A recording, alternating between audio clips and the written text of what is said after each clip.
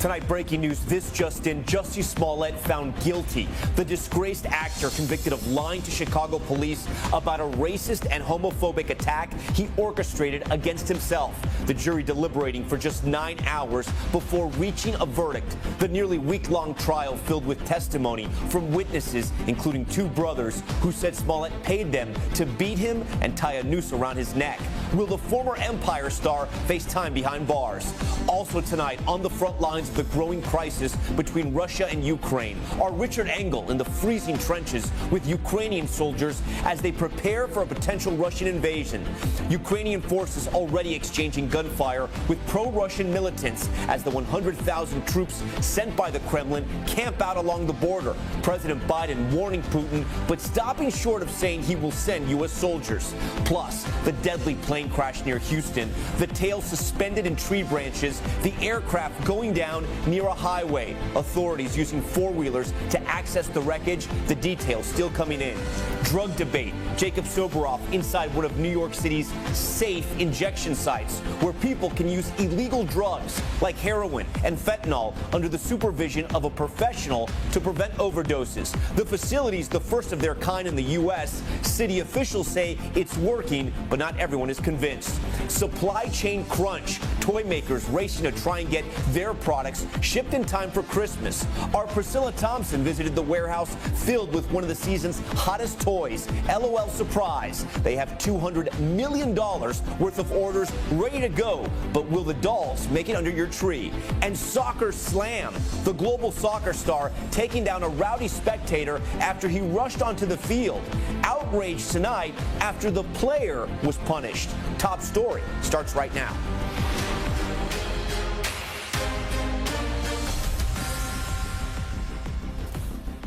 And good evening, I'm Tom Llamas. We begin Top Story tonight with breaking news. Jussie Smollett has been found guilty of lying to police about a racist and homophobic attack he staged. This video just in, coming into our newsroom right now. This is Jussie Smollett as he was entering that Chicago courtroom to later find out he was going to be guilty.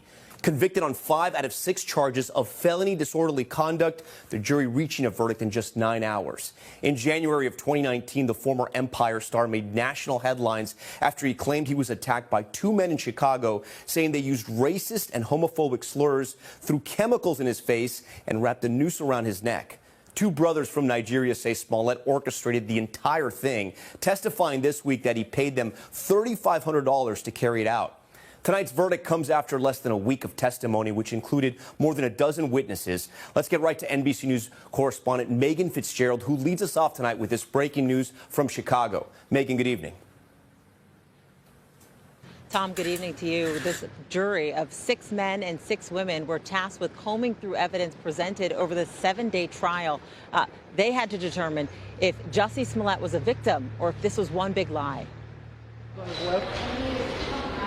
Tonight, jurors finding former Empire star Jussie Smollett guilty on 5 out of 6 counts of lying to police.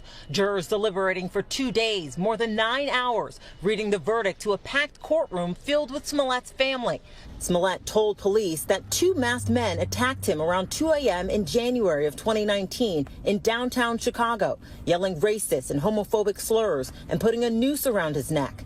At first, the story spread as a hate crime against a gay black man, despite some skepticism over the details. If I had said it was a Muslim or Mexican or someone black, I feel like the doubters would have supported me a lot more. And that says a lot about the place that we are in our country right now. But then the Chicago police announcing they believe Smollett faked the attack, calling it a, quote, bogus police report. Why would anyone, especially an African-American man, use the symbolism of a noose to make false accusations? The actor has always maintained his innocence. I've been truthful and consistent on every single level since day one. I would not be my mother's son if I was capable of one drop of what I've been accused of. Smollett says one brother was an acquaintance, the other was a friend who he had a sexual relationship with. All right, Megan Fitzgerald joins us now outside that courthouse there in Chicago. So, Megan, take our viewers inside to the courtroom. What was the mood like? What did Jussie Smollett do once he found out he was being convicted? So, Tom, we're talking about a packed courtroom filled with Smollett's family members, and this is what we saw consistent with the entire duration of this trial. When this verdict was read, there was silence. Jussie Smollett standing up with his hands crossed, arms crossed, very stoic, and that's consistent with what we saw on the faces of his family members as well. Easy to surmise that this was a shocking verdict for his family. You know, there's been a lot of talk about what the sentencing could be. It could be community service. It could be time in prison. Do we know when he will find out that news? We know that there's a pre-sentencing hearing that is for the end of January, and we know that he faces up to 3 years in prison, but we have been consulting with legal experts who tell us it's not likely that he's going to get prison time. What's more likely is that he's going to serve probation, he'll do community service, and he likely will pay back restitution, Tom. Megan Fitzgerald leading us off on Top Story with that breaking news tonight. Megan, we thank you for that. For more legal analysis on this verdict, we want to bring in attorney Angela Senadella back on Top Story for us. So, Angela, we have like a trial that moved so fast, about 5 days. From there, the verdict coming back so quickly to about 9 hours. What does that tell us about this case? It tells us that 0 of those 12 jurors believed anything Jussie said, because if one of them believed it, then he would have been found not guilty. So it shows us that they believed the prosecution. They thought the evidence was so strongly in the prosecution's favor that beyond a reasonable doubt, they did not believe Jussie. Did the defense do anything right in this case? Could they have done anything right? I think the one thing the defense did is they kept their story straight, and that actually starts even before a trial. So Jussie, from the first moment that this all came about, he has kept his story straight. So there haven't been a lot of variations. He, in fact, also declined to pay back the civil lawsuit of the $130,000 settlement because he also said, look, I really didn't do this. So that, I believe, was the strongest part of their case. He may have stuck to a story. The jury clearly didn't believe that story. He also took the stand in this case. Was that a smart play, or was that ultimately a mistake? I think that was their only choice here because the prosecution's evidence was so strong that it was a Hail Mary. They thought that Jussie, as a celebrity, would be able to connect with the audience, would be able to connect with the jury, and he did to some degree, but clearly not enough. You know, there's so much at play here because besides staging this hoax attack, there was also the issue of being a homophobic attack, a racist attack. How do you think that's going to affect him once the judge sentences his case? Do you think he'll just get community service, or do you think he'll serve time in prison? So that will certainly affect the public opinion of Jussie, but it will not affect what the judge will do in this case. The judge will go by the law, not by whether or not he launched these attacks. It's irrelevant in the point of the law. Okay. Angela Senadella for us tonight. Angela, we appreciate it. We want to turn now to Ukraine, the other big story we're following tonight, and the troops lining the trenches along the border with Russia. The Ukrainian forces already exchanging gunfire with pro-Russian militias, but fearing that this could be the place where tensions finally boil over. NBC News chief foreign correspondent Richard Engel has the story from the front lines. The front line between Ukraine and Russia is on high alert tonight. All leave canceled for the troops who'll be spending the holidays in the trenches. Muddy today, often frozen solid. These positions are designed to stop or at least slow down a Russian advance. They could be tested with about 100,000 Russian troops, tanks, and artillery massed along 3 sides of the Ukrainian border, and by pro-Russian militias already inside Ukraine. This is the most dangerous flashpoint. Ukrainian troops occupy these trenches 24/7, and pro-Russian forces are just about 50 yards away. And according to the Ukrainian soldiers here, those Russian-backed troops fire on them almost every day. And it wouldn't take much for an escalation here to trigger a much wider war. When some side start that attacking, it's have casualties, no matter what they do. Lieutenant Ivan Skuratovsky showed us his frontline position, a rubber factory, devastated by an 8-year war with pro-Russian separatists that now has the potential to trigger the biggest conflict in Europe since World War II. Skuratovsky is under orders to exercise maximum restraint. We have no reasons to start the war. To avoid giving Russia a pretext to attack. Putin, I think, not stop in the Ukraine. If we don't stop it here, they go further. Nearby, Ukrainian troops showed us the separatist positions. They say they're backed, armed, and advised directly by Moscow. Ukrainians say Putin has all the troops he needs in place to invade, and now is just looking for a reason. All right, Richard Engel joins us now from eastern Ukraine. And Richard, I saw your report on the Today Show this morning, and you were relaying the news that President Biden said outside the White House, which was the U.S. would not be sending troops in if there was a Russian invasion. I'm curious what the mood was and what was the reaction from the troops there in Ukraine you were talking to? So I asked troops about this directly, and they weren't surprised. They didn't think that the U.S. would send Marines or large battalions of soldiers right to the border to confront Russian troops and go toe-to-toe with them. What does happen here, and what they want to see more of, are advisors. There are military advisors that come periodically from the United States and other countries to help train the Army. And what they're hoping is that if they have more advisors here working with them, one, it will help improve their skills and potentially bring more weapons with the advisors. But they're hoping that a small number of troops could act like a tripwire force, so that if Russians did cross over the border, they wouldn't necessarily be met by the 101st Airborne Division, but they would run into some advisors which would signal to the Russians, this is a problem. We are now in combat with American troops carrying an American flag, and it could escalate the conflict further. But they don't expect at this stage the U.S. to reinforce the border, which is why they want to join NATO. They want to join NATO in order to have those kind of self-defense reassurances. Richard, you spent time with those Ukrainian troops, and I know you spent a lot of time with armed forces all over the world. You've seen militaries well-equipped, well-trained. You've probably also seen ragtag bunches and also soldiers even scared to go into combat. What's the general mood of the Ukrainian forces staring down those 90,000 Russian troops?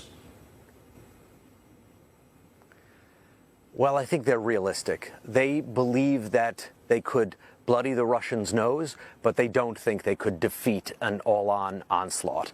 And they were open about that. And there have been commanding generals in the Ukrainian army who've been saying the same thing, and soldiers, foot soldiers that we spoke to said the same thing. There would be casualties on both sides, no doubt. The area is full of trenches. It is full of landmines. The Ukrainian army does have heavy artillery. So if the Russians were to come over, there would be losses. But they would not be able to stop the full onslaught of the Russian military coming across its border after it's been reinforced. And one of the things they're most concerned about is that Russia is looking for a pretext, that it's not just that Russia's sitting back on the border and waiting to push a button or not. They're worried that Russia's looking to either find an excuse or create an excuse, and specifically they're worried about the pro-Russian community in this country. And Vladimir Putin has been talking about that community a lot, saying that Ukrainians are attacking that community, that Russia needs to come in and defend the pro-Russian community here. Richard Engel for us tonight. Richard, we thank you. Now to a major headline in the fight against COVID-19. The CDC has approved Pfizer's booster shot for fully vaccinated 16 and 17-year-olds. This means 2.6 million American teenagers are eligible for their third dose just 2 weeks before the holidays. The teens will need to wait 6 months after their second shot for the booster. It comes one day after Pfizer said their booster shot was much more effective against the fast-spreading Omicron variant than the two-dose regimen. And we're following breaking news tonight out of Houston, where 2 people have died in a small plane crash. Officials say the single-engine Cessna went down in George Bush Park near the Katy Freeway. Deputies say they needed to use four-wheelers to access the wreckage due to the dense wooded area you see here. Both people on board were killed. The cause of this crash, though, is still under investigation. All right, now to a dramatic testimony in the trial of that former police officer who says she mistook her gun for her taser when she fatally shot Daunte Wright. Wright's girlfriend tearfully recalling how she tried to save his life. Ron Allen has more. Put my hands over his chest and I just tried to hold it, and I was just trying to scream his name.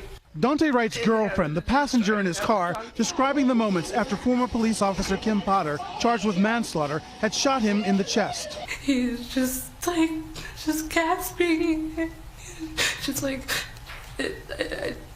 He just wasn't saying anything. Today, the jury's seeing more new police video as prosecutors focus on what happened in the minutes right after the shooting. Wright's car taking off, jumping a median, crashing into an oncoming vehicle. Put your hands up! Police testifying the first officers to arrive had no idea one of their own had shot Wright. One even telling the jury just after the crash he thought Wright was still alive. Did you see movement of the driver? Yes, sir. And that would be indicating that at that point in time, the driver was still alive, correct? Yes, sir. Prosecutors say the minutes after Potter shot Wright reveal more examples of how she failed in her duties that day. She didn't do anything to help him. She didn't call for assistance. She didn't render aid.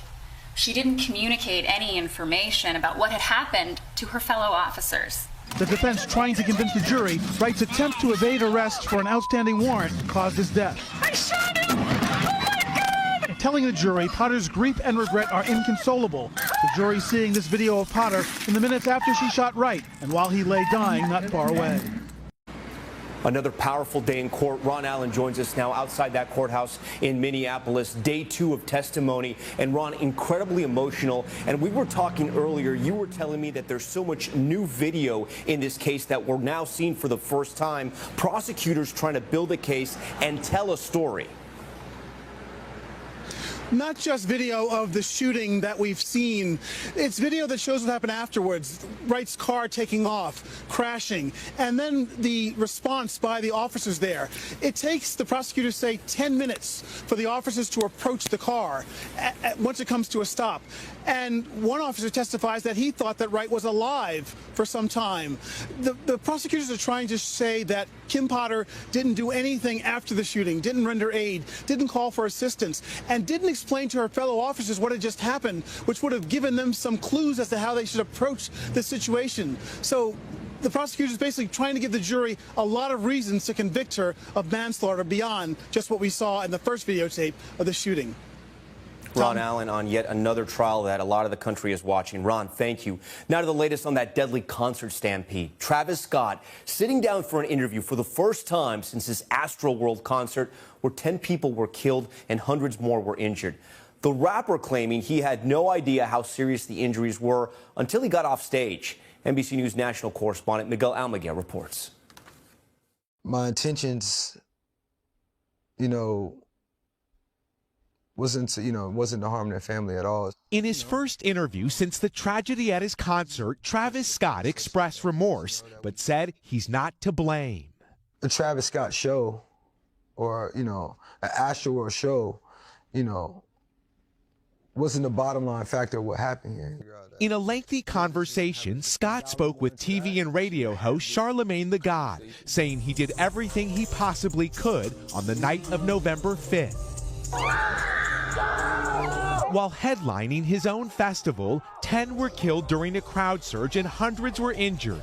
But the show in Houston went on for more than 30 minutes as the rapper says he was unaware of the mayhem unfolding. Did you hear any of those screams? Nah, man. And it's so crazy because I'm that artist too. Like, anytime you can hear something like that, you want to stop the show. And this week, with hundreds of lawsuits filed seeking billions in damage, Scott denied legal liability and asked for several claims to be dismissed. 21-year-old Axel Acosta died in the chaos. This is all part of a culture that Travis Scott created himself. And now he tries to pretend like he was surprised or he's a victim. He's no victim. I have a responsibility to figure out what happened here. I have a responsibility to figure out the solution. Tonight, Travis Scott breaking his silence, but not satisfying critics. Miguel Almaguer, NBC News. All right, we thank Miguel for that. Turning now to the unsolved murders of 2 teenage Indiana girls. A shift today with the public's focus turning towards one man who is already facing 30 felony counts related to separate charges nearly 5 years after the girls' deaths. Investigators are hoping for potential new openings in this case. NBC News correspondent Vaughn Hilliard has more.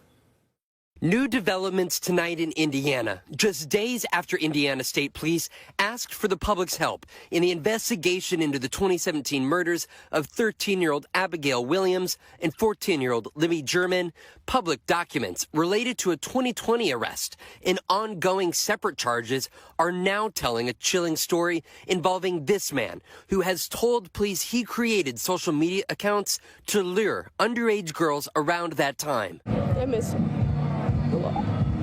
Please call the tip line. That was Libby German's mom 5 years ago. Libby and her friend Abby went missing by this bridge in February 2017 and were found dead close by the next day. The best apparent evidence? This short video and audio recording of a man found on Libby's phone.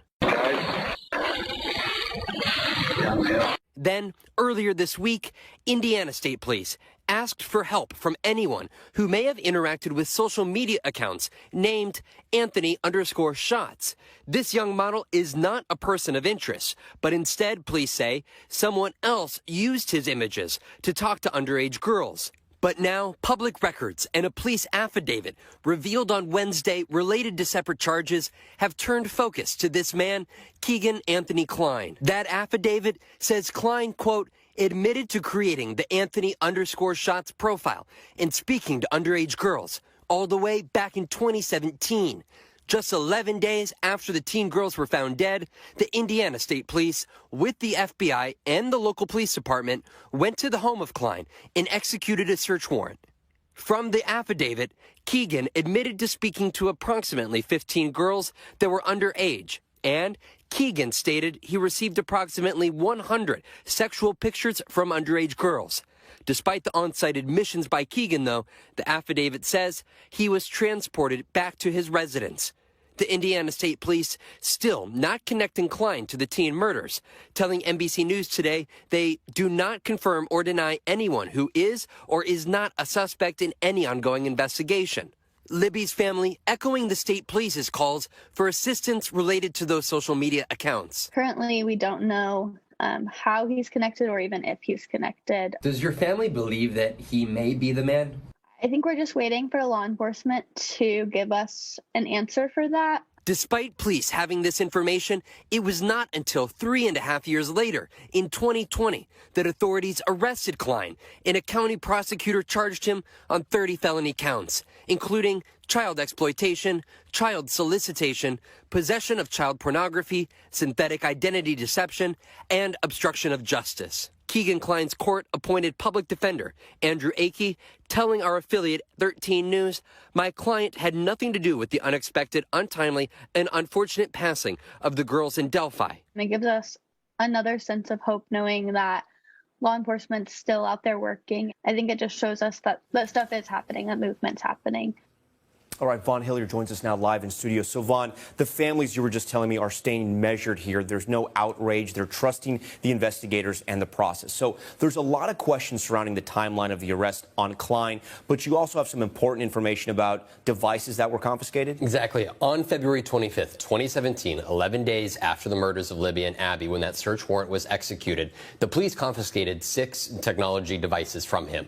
But they did not receive from him his main phone until 2 days later. In that police affidavit, they explicitly say, quote, the user of the Apple iPhone 5C deleted multiple items off the phone before turning it into law enforcement. They went on to acknowledge that included his Snapchat and Instagram accounts from that phone. The question is, what were on those accounts? And is there any potential connection to Abby and Libby? At this time, we do not know. The FBI and local police department are also involved in this case, but they have referred all questions to the Indiana State Police, who are the lead agency on this. Yeah, that pile of documents you have there, those public documents, bringing up a lot of new questions. All right, Vaughn, we thank you for that. Now to new evidence in another cold case, the car of a man missing for 45 years, just found in an Alabama creek. And clues found inside the car may help authorities piece together what happened to him. NBC's Isa Gutierrez has that story.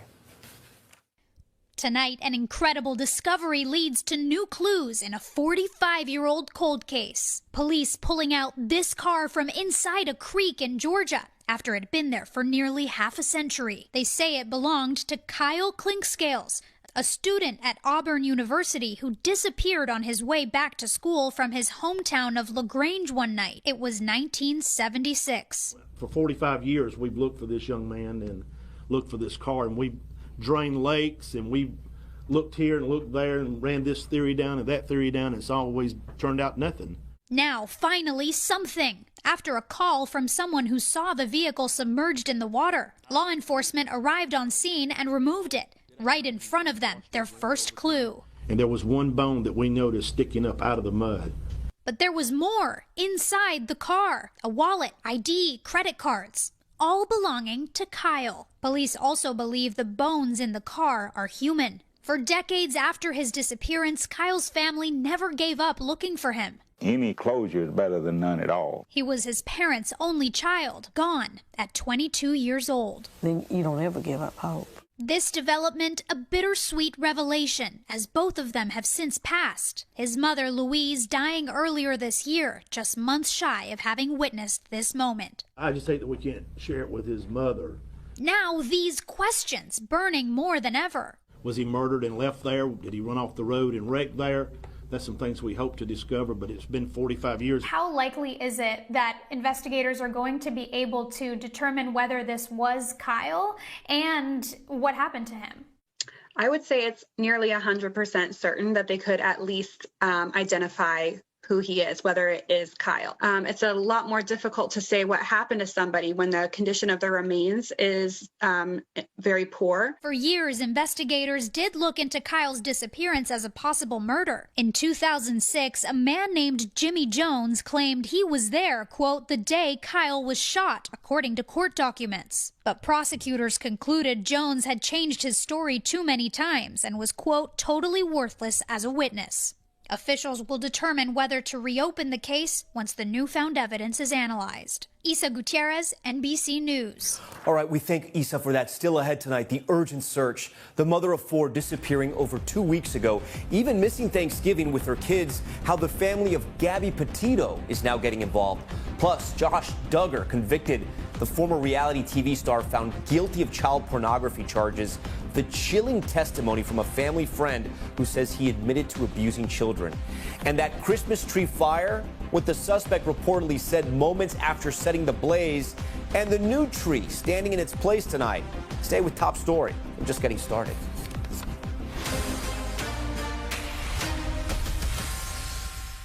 Back now in Top Story, reality show star Josh Duggar found guilty of downloading and possessing child pornography.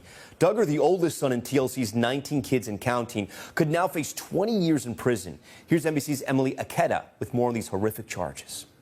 Tonight, reality TV star Josh Duggar staring down potentially decades behind bars. The 33-year-old found guilty on both charges of downloading and possessing child pornography. The verdict delivered after just 1 day of deliberations. It first and foremost shows that no person is above the law, regardless of their status in society, regardless of their wealth, regardless of their fame. Duggar's defense is promising to appeal after failing to convince jurors someone else uploaded the explicit images to his computers, including sexual abuse of toddlers, according to the Associated Press. Do you download child pornography onto your computer? One investigator called the images the worst of the worst he's ever had to examine. Duggar rose to fame while appearing on TLC's 19 Kids and Counting, spotlighting the large family's conservative Christian values.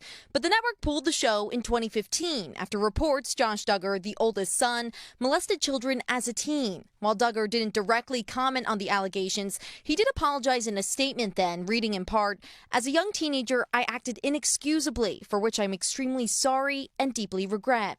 His parents revealing to Fox News 4 of the 5 victims were his sisters. Did you feel when Josh had been through all of this, he had gone to the Christian-based treatment program, he had gone through counseling, he had gone to the police, and he emerged back into the home. Did you feel that he was a threat still? No.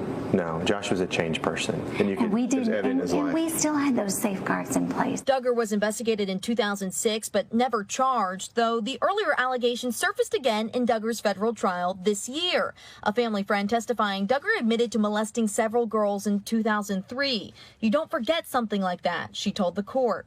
Duggar won't be sentenced for several months. Still, authorities celebrating the verdict as a milestone in their continued fight against child abuse. Every time child exploitation imagery is shared, downloaded, sent via email, saved, there is a victim. All right, Emily Aketa joins us now from Los Angeles. So the next step here is sentencing. What could the former reality TV star face? Because these are such serious charges. That's right, Tom. Duggar could face up to 20 years behind bars, plus a $250,000 fine for each count. His sentencing is expected to happen in several months, and it's worth mentioning, Tom, the closely watched federal case playing out as Josh's father, Jim Bob, pursues a state Senate seat. He's previously served in the Arkansas House of Representatives. Tom? Emily, thank you. When we come back, New York City launching the country's first safe injection sites. People can use illegal drugs like heroin in front of a professional to prevent overdoses, and our Jacob Soboroff getting rare access inside what drug users told him about these new facilities. Stay with us.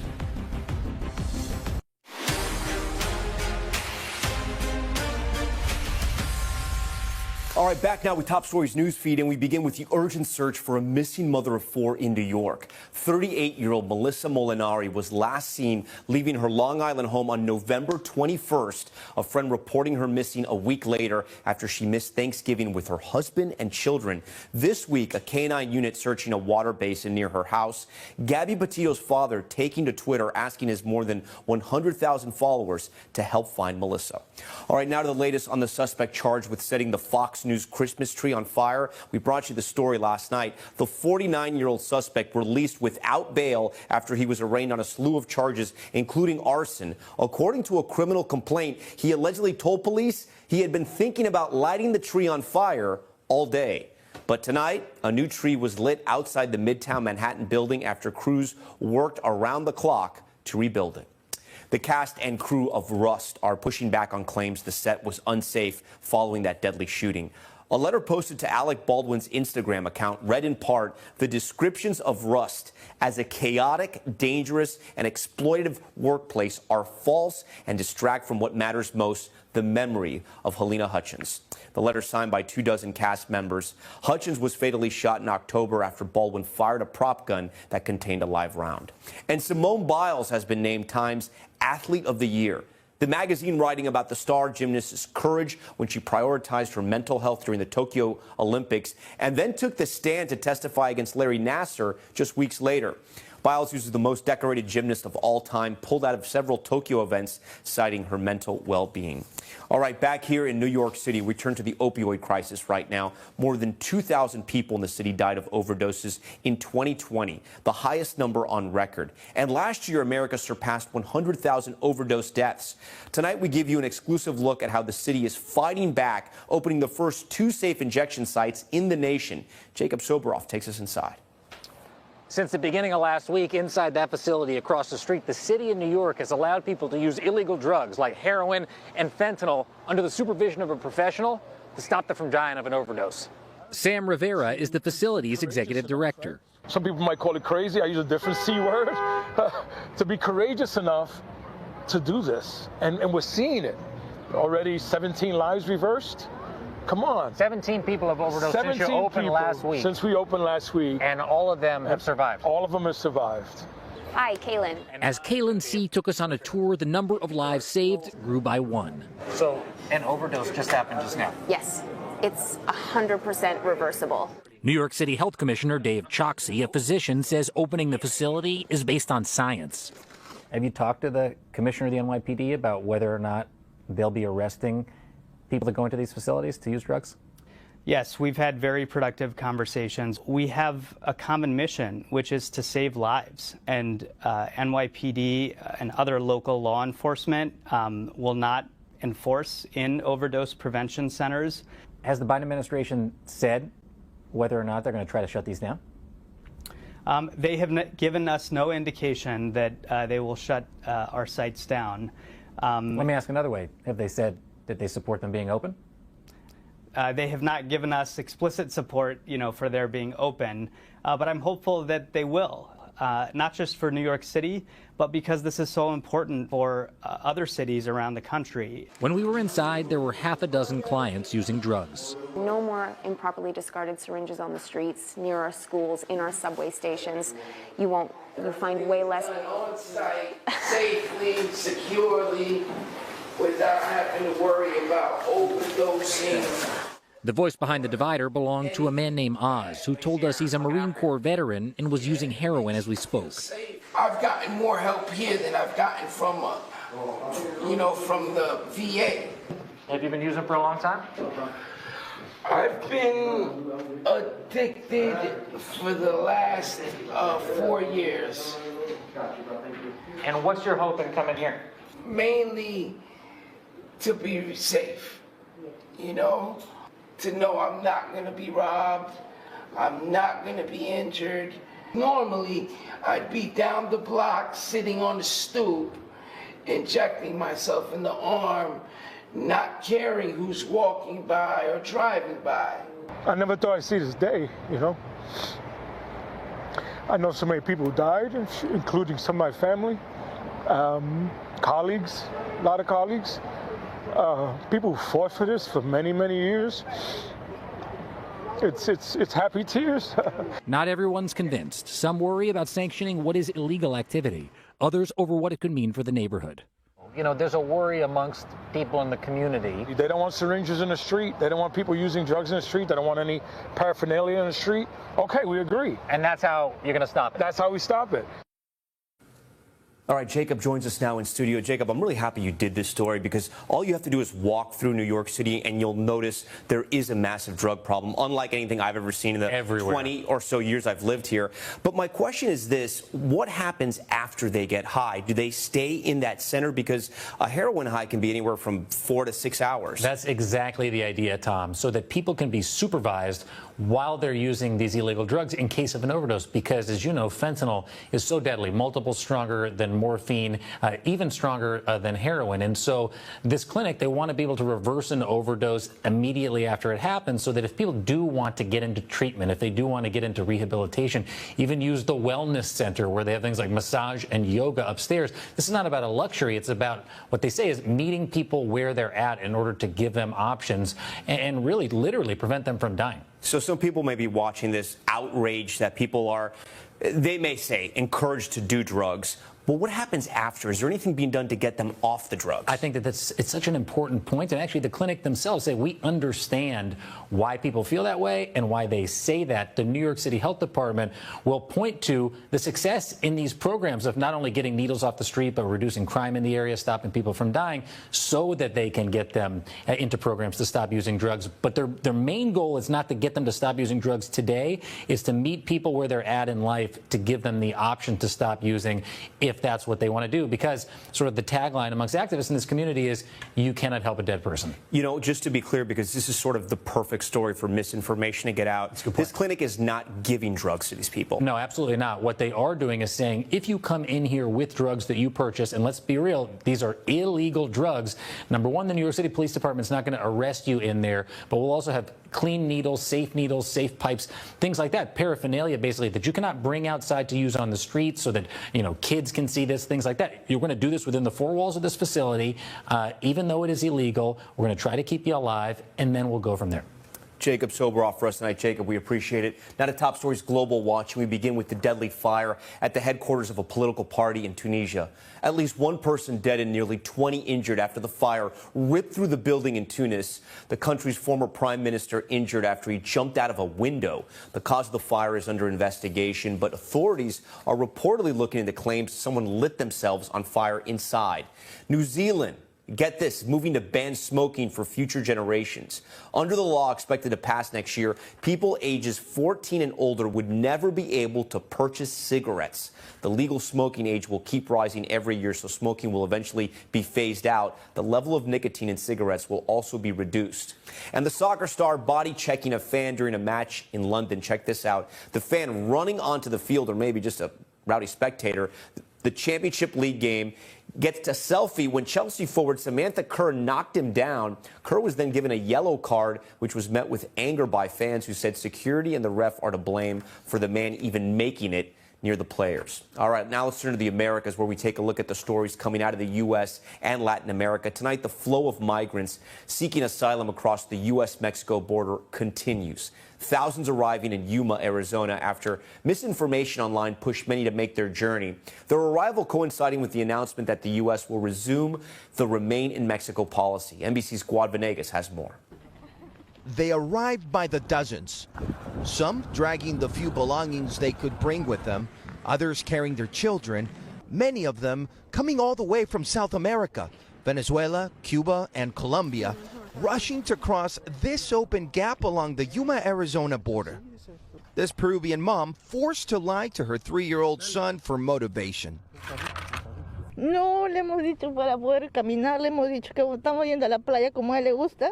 Most came with one goal in mind, to seek asylum in the United States, but now they must wait.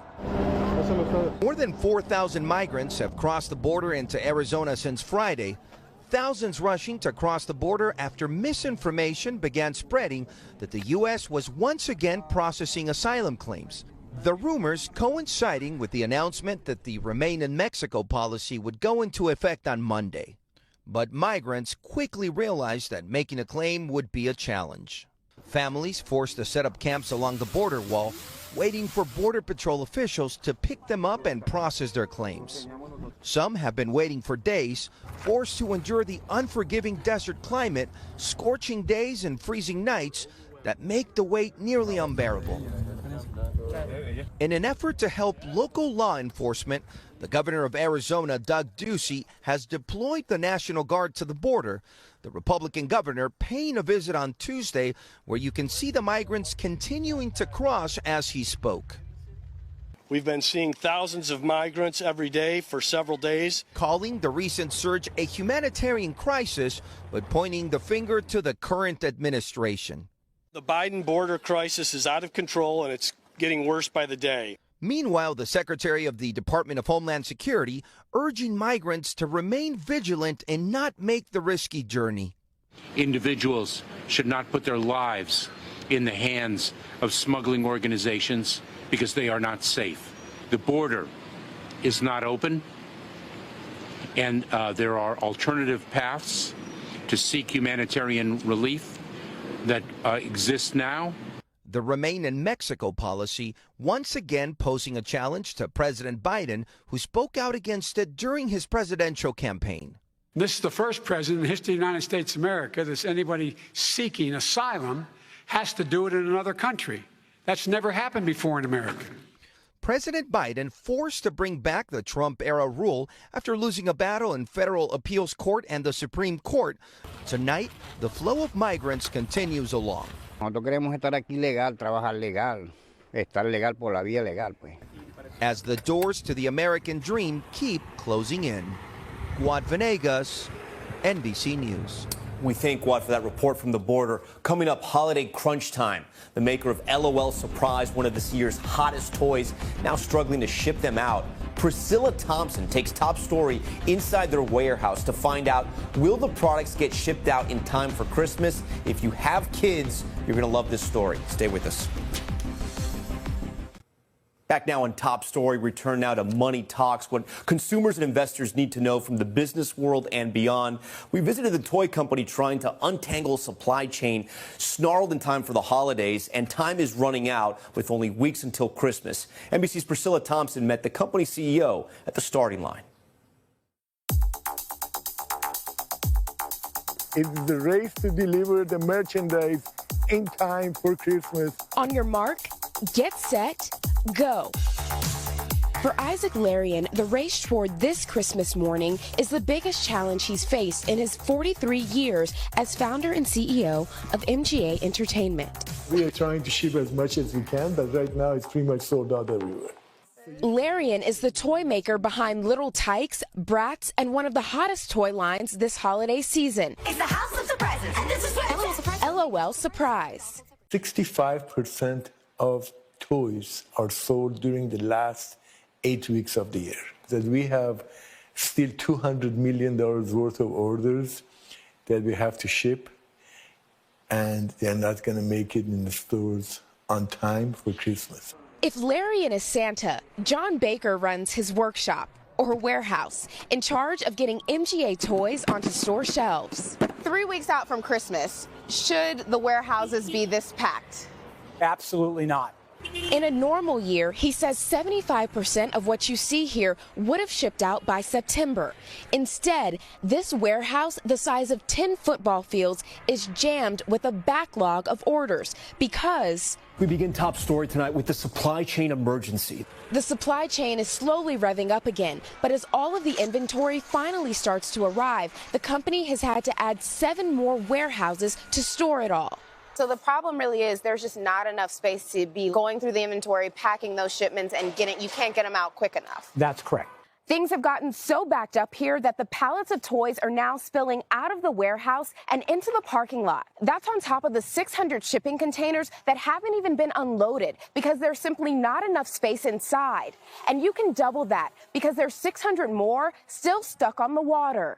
We've sold nearly all of the contents of those 600 containers to our customers, and we made commitments that would be on their store shelves right now, not sitting in the Port of LA. Labels now print out 24 hours a day as orders get packed and sent out the door. Still, it may not be enough. What happens if all those toys are still in the warehouse in January? It's not just toys. It's going to be shoes, apparels, all consumer goods. There is going to be so much merchandise out there.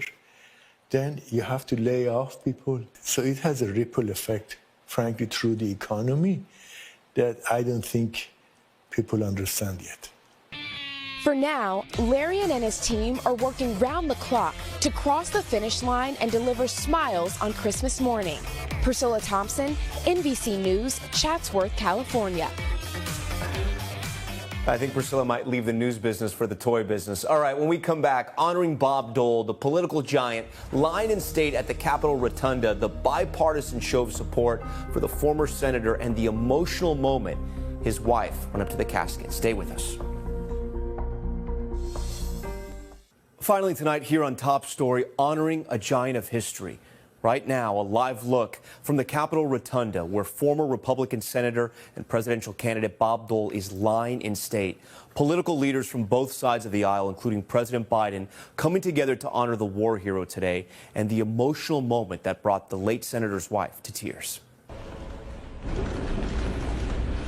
For a moment today, the shouting and fighting on Capitol Hill paused as Congress and the country witnessed this.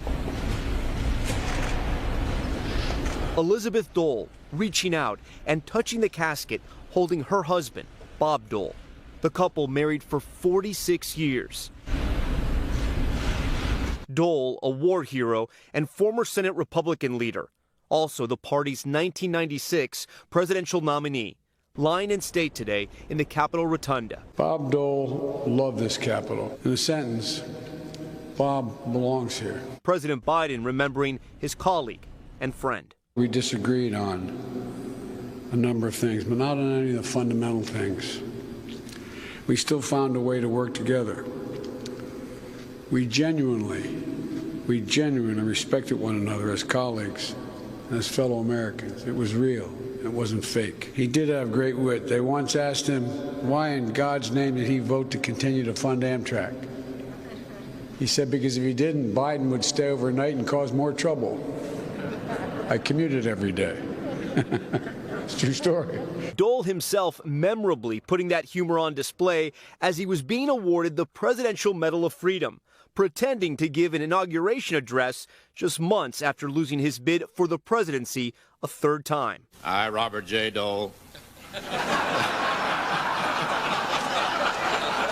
do solemnly swear. Sorry, wrong speech. Dole fought in World War II, risking his life to recover the body of a fellow soldier, suffering lifelong paralysis in his right arm as a result of that gesture. Dole spent his time on Capitol Hill as a Kansas senator, focusing on food insecurity and rural issues, most notably creating the food stamp program and advocating strongly for the Americans with Disabilities Act. He'd taken the fight to the Nazis, and he'd nearly paid for it with his life. Bob was the last of the greatest generation to run for president. But he was never stuck in the past.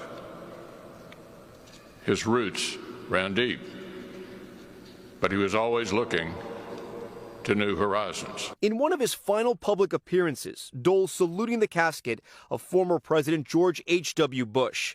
Dole now being honored as one of the country's greatest patriots, a man who even in death could bring Republicans and Democrats together. I don't know what my legacy will be, that I live to be 200 or at least 100, and that I never forgot where I was from. Bob Dole was 98. Thanks for watching. Good night. Thanks for watching our YouTube channel. Follow today's top stories and breaking news by downloading the NBC News app.